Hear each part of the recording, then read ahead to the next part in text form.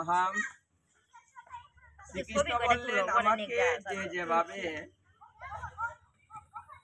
পূজা করে, যেভাবে অর্চন করে, যে যেভাবে ভালোবাসে, আমি তার মনের কথা জেনে, অন্তরের খবর জেনে আমি তাকে সেমনি ভাবে কৃপা করি। তিনি কৃপা করেন, মনের বিচার করেন, তারপরে তিনি কৃপা করেন। তাই আমাদের যে কার্যগুলা হবে, যে অনুষ্ঠান হবে, আপনি যাহা কিছু করবেন সমস্ত কিছুর মধ্যেই মনটাকে ভালো করে করতে হবে। যেহেতু মনেরই বিচার হবে, তাই মনটাকে ভালো করে কাজ করতে হবে। যস্মিন তুষ্টে জগৎ তুষ্ট, মানে ভগবান তুষ্ট হলে জগৎ তুষ্ট হয়, ভগবান রুষ্ট হলে জগৎ রুষ্ট হয়। ভগবানের প্রীতির জন্য কর্ম করাই জীবের সর্বশ্রেষ্ঠ কাজ। যেমন ভগবান অর্জুনকে বললেন যে অর্জুন, কেউ যদি আমার কোনো কিছু করতে না পারে, সে যেন আমার প্রীতির জন্য কর্ম করে। কারণ অনেক কিছু করার বিধান আছে, সেটা আমরা হয়তো করতে পারি না, পালন করতে পারি না, রক্ষা করা সম্ভব হয় না। তাহলে সে জীব কি করবে?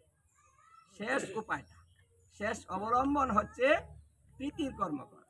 মানে যে কর্মটা আমরা করব, সে কর্মটা যেন ভগবানের প্রীতির জন্য হয়।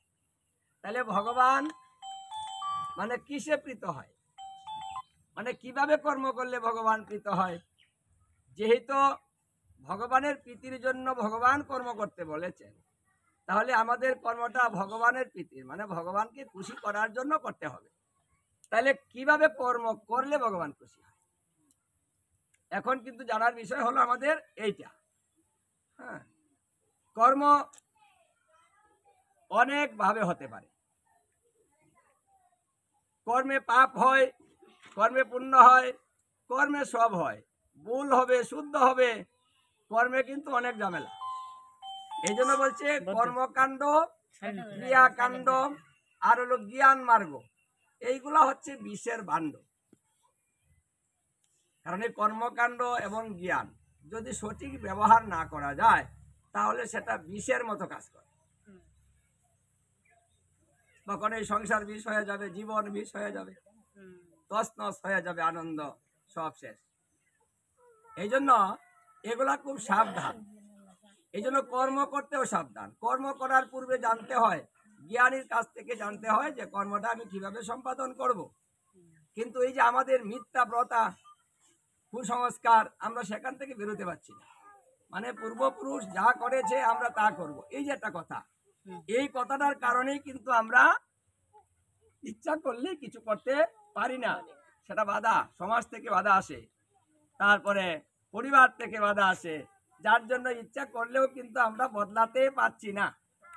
এটাই হলো আমাদের বড় সমস্যা, যে ভগবান বলেছেন যে কথাটা, সে কথাটা আমরা মানতে পারছি না।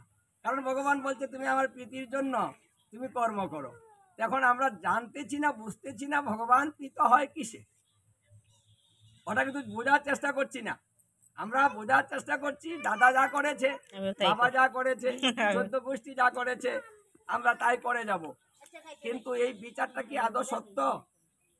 এই কথাটা কি ঠিক যে পূর্বপুরুষ যা করেছে আমাদের তাই করতে হবে? পালন করতে পারি?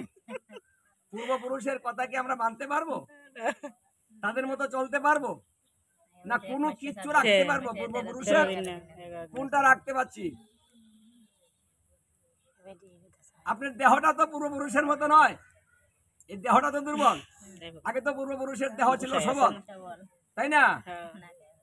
ওরা 1 কেজি চিরা এমনি এমনি খেয়ে ফেলেছে, আর এখন 1 কেজি চিরা আনলে 15 দিন যায়, আমাদের করে 1 মাস যায়।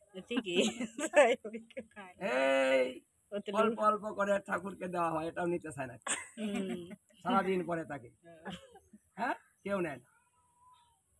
তাহলে আমরা কি আগের মতো আছি? আমরা আগের মতও নেই। তাহলে আমাদের সব কিছুই যখন পরিবর্তন, তাহলে ধর্মটা কি করে আমরা আগের মতো করব? আমরা ধর্ম কিন্তু আগের মতো করতে পারবো না।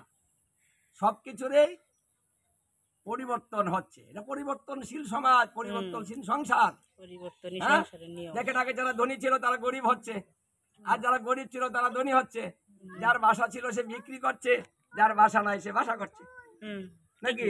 যে মূর্খ ছিল সে শিক্ষিত হচ্ছে, যে শিক্ষিত ছিল সে এখন মূর্খ হয়ে যাচ্ছে, মূর্খের যে মতো। জ্ঞানী ছিল সে